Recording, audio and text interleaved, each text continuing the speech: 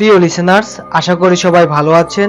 বরাবরের মতো আমি মনোয়ার আছি আপনাদের সাথে, আর আপনারা শুনছেন জিনভূতের কথা। বন্ধুরা, এটি আমাদের চতুর্থ এপিসোড এবং আজকেও আমি একটি ভয়ঙ্কর ঘটনা আপনাদের সঙ্গে শেয়ার করব।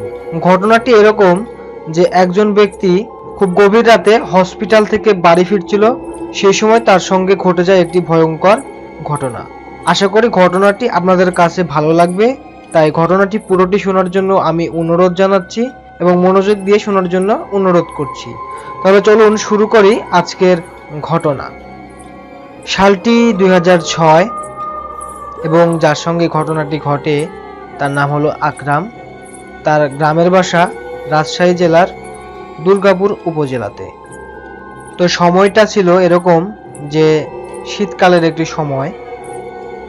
যেদিন তার সঙ্গে ঘটনাটি ঘটে সেদিন শীতটা একটু বেশি ছিল।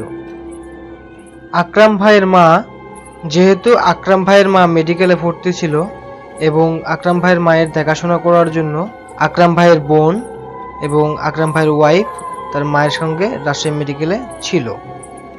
তো আকরাম ভাই করতো কি, প্রত্যেক দিন সকালবেলা যাইতো এবং রাত্রিবেলাতে মেডিকেল থেকে চলে আসতো, এবং সকালবেলা যাওয়ার সময় আকরাম ভাই তাদের জন্য খাবার নিয়ে যেত। তো সেই দিনও রীতিমতো আকরাম ভাই তার মায়ের জন্য এবং তার মাকে দেখাশোনা করার জন্য যারা ছিল হসপিটালে, তো তাদের সবার জন্য খাবার নিয়ে যায় সকালবেলা। তো তিনি যাওয়ার পরে সারা দিনটা চলে যায়। পরে তিনি সেদিনকে রাত্রে যখন বাড়ি ফিরবেন, তখন পরিবারের অন্য যারা সদস্য ছিল সবাই তাকে বারণ করে যে আজকে একটু বেশি রাত হয়ে গেছে, আজকে তুমি আর বাসায় যেও না, না গিয়ে আজকে এখানে থেকে যাও। কিন্তু কোনো একটি কাজ থাকার কারণে আকরাম ভাই সেদিনকে আর থাকতে রাজি হয় না, যে সেদিনকেও থাকবে না, সে চলে আসবে এবং পরের দিন সকালে আবার যাব, এরকমটা বলে আকরাম ভাই চলে আসে।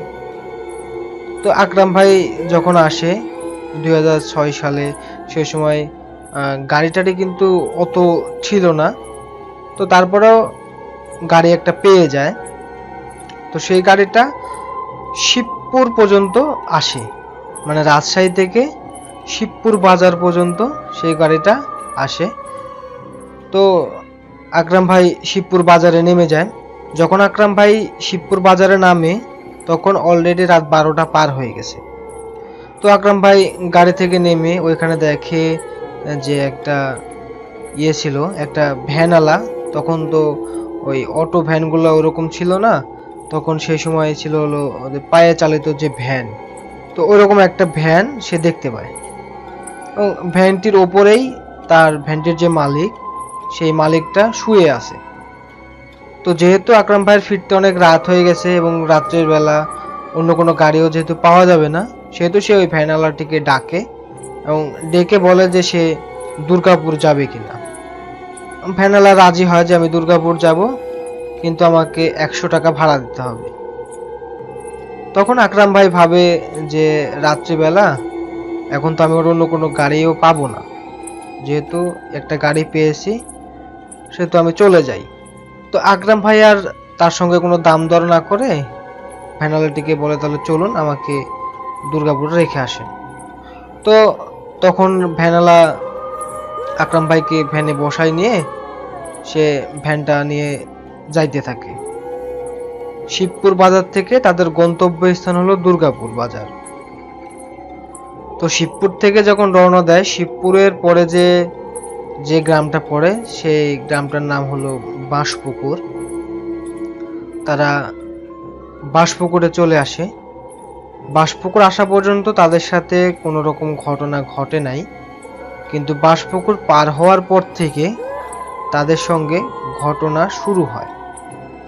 বাঁশপুকুর বাজার পার হওয়ার পরে একটা উঁচা সাঁকো পড়ে বা একটা ব্রিজ পড়ে এবং ব্রিজের নিচ দিয়ে একটা নদী বয়ে গেছে। ওটা নদী এখন গাং হয়ে গেছে, একটা গাং চলে গেছে এবং সেই গাংটির এক সাইডে একটা শ্মশান ছিল। তো ঘটনা শুরু হয় যখন তারা শ্মশানের কাছে আসতে একটু বাকি আছে। আর বলে দিই, শ্মশান কিন্তু সে সাঁকোটি থেকে একটু দূরে, মানে সাঁকো থেকে শ্মশানটি কিন্তু দেখা যায় না।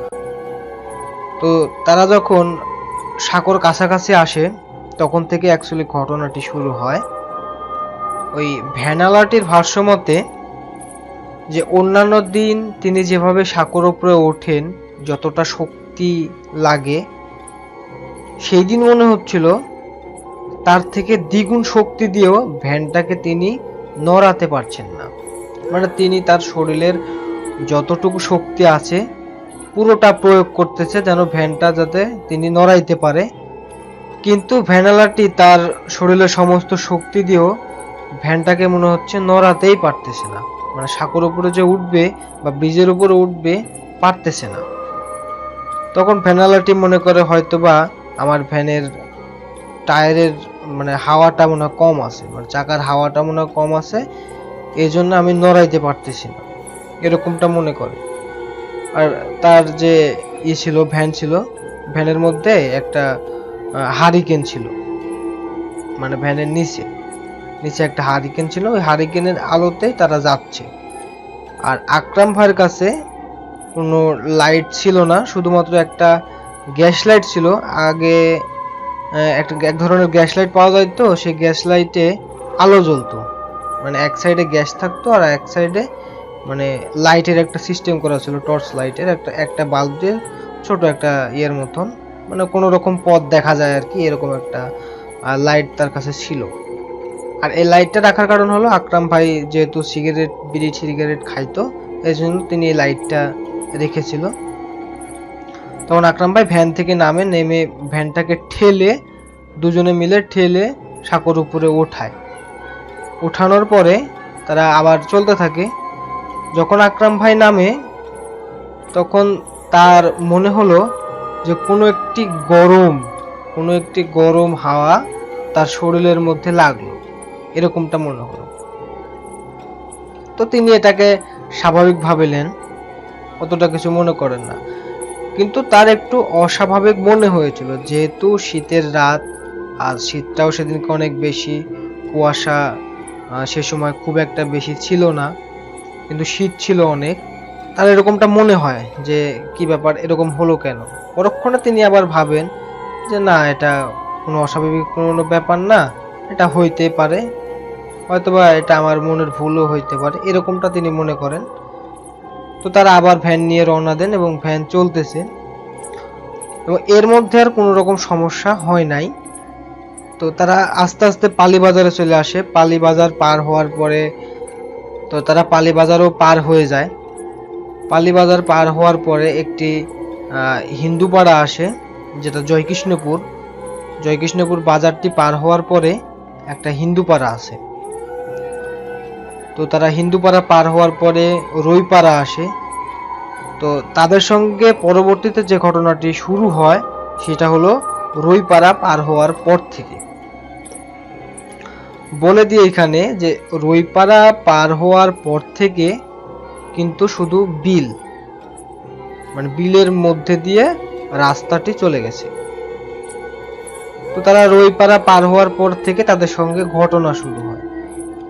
তারা যখন রইপাড়া পার হওয়ার পরে তাদের এরকমটা মনে হচ্ছিল যে তাদের ভ্যানের পিছনে, মানে পিছন দিয়ে মানে কোনো কিছুর একটা আসার মানে শব্দ হচ্ছে, মানে কোনো কিছু একটা দৌড়ায় আসতেছে। আকরাম ভাই কি করে যে কি আসছে সেটা দেখার জন্য তার পকেটে যে লাইটটা ছিল, লাইটটা বের করে মানে পিছনে লাইটটা মারে। তার লাইটের আলোটা খুব একটা বেশি ছিল না, কিন্তু যা ছিল তাতে পিছনটা একটু দেখা যাবে।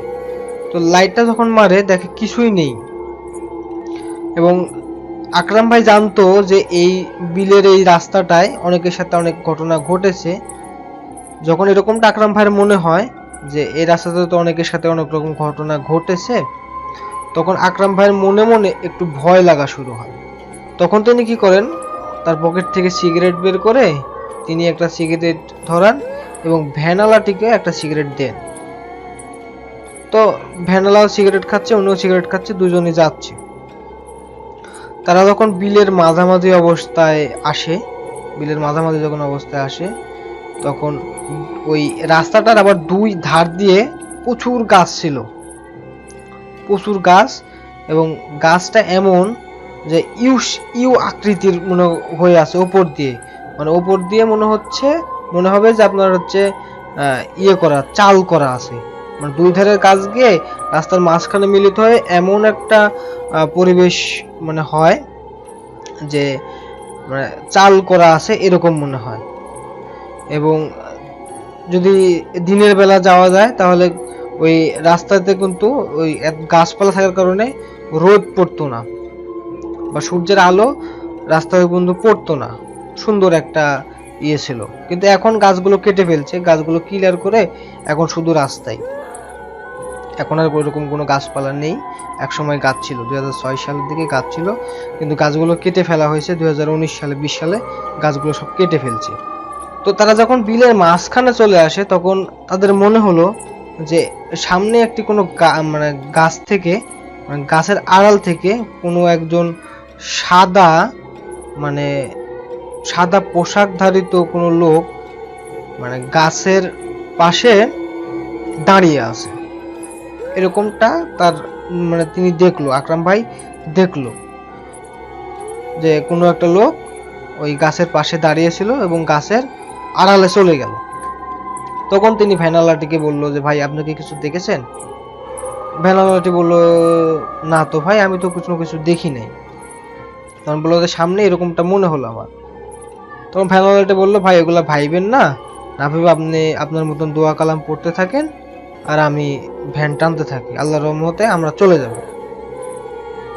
তো যখন ওই যে গাছটার কাছে তিনি দেখেছেন যেটা, তখন ওই গাছটার কাছে গাড়িটা যায়, গাড়িটা ওইখানে যাওয়ার পরে গাড়িটা একবারে ব্রেক দিয়ে ধাপ করে মানে থেমে যায়, একবারে থেমে যায়। তখন ভ্যানালা এবং আকরাম ভাই দুজনে কিন্তু ভয় পেয়ে যায় যে কি ব্যাপার, গাড়িটা এরকম ভাবে ধাপ করে থেমে গেল কেন। মানে মোটরসাইকেলে আপনি যাইতে যাইতে যদি ধাপ করে ব্রেক করেন, মানে হাইড্রোলিক ব্রেক যখন ধাপ করে করবেন যেরকম ভাবে একবারে ধাপ করে গাড়িটা যেমন দাঁড়িয়ে যায়, ঠিক সেই রকম মানে যাইতে যাইতে ধাপ করে দাঁড়ায় গেছে। তখন তো তারা দুজনে একটু ভয় পেয়ে যায় এবং আল্লাহ রাস্তার নাম নিয়ে তো অনেক চেষ্টা করে যে পেডেল করে তাতে ভ্যানটাকে ইয়ে করার জন্য। তো আকরাম ভাই বলে আমি কি নামবো, আকরাম ভাইকে নিষেধ করে যে না আপনি নাইমেন না, ভ্যান থেকে নামার দরকার নাই, আমরা এভাবেই চেষ্টা করি। এবং আল্লাহ রসুলের নামলেন, দোয়া কালাম পড়তে থাকেন। তো রীতিমতন ভ্যানালা এবং আকরাম ভাই দুজনই দোয়া কালাম পড়তে থাকে। পড়তে পড়তে এক পর্যায়ে তাদের ভ্যানটি আবার আস্তে আস্তে চলা শুরু হয়। তো চলতে চলতে তারা যখন ওইখানে আবার একটা ব্রিজ ছিল, ছোট একটি ব্রিজ, কালভার্ট। তো তারা তখন কালভার্টের কাছে আসে, তখন দেখে যে কালভার্টটি অ্যাকচুয়ালি ভাঙা, যে কালভার্ট নেই, কালভার্টটি ভেঙে কালভার্টের মাঝখানে গর্ত হয়ে আছে এবং নিচে যে খালটি ওটা দেখা যাচ্ছে। এখন এবার তো এনারা ভীষণ ভয় পেয়ে যায় যে এখন আমরা পার হব কি করে রাস্তা, এবার আমরা রাস্তা পার হব কিভাবে, আর অন্য কোনো তো রাস্তাও নাই যে আমরা এখন যাব বা এরকম কোনো কিছু, এখন আমরা কিভাবে পার হব, এটা নিয়ে তো তারা দুজন খুবই ভয় পেয়ে যায়। এবং যেহেতু প্রচন্ড শীত ছিল, দুজনেই শীতের মধ্যে তখন কাঁপাকাঁপি শুরু হয়ে যায়। এবং আকরাম ভাই এত পরিমাণ ভয় পাচ্ছিল যে আকরাম ভাই দোয়া কালাম পড়ার মতন অবস্থা ছিল না, তিনি ভুলে যাচ্ছিলেন বারবার, এরকম একটা অবস্থা হয়ে যায় আকরাম ভাইয়ের। তো এবার দুজনেই কি করে বলে যে আমরা জোরে জোরে দোয়া কালাম পড়তে থাকি এবং আল্লাহ রাস্তার নাম নিয়ে আমরা এর উপর দিয়ে গাড়ি চালিয়ে দেব।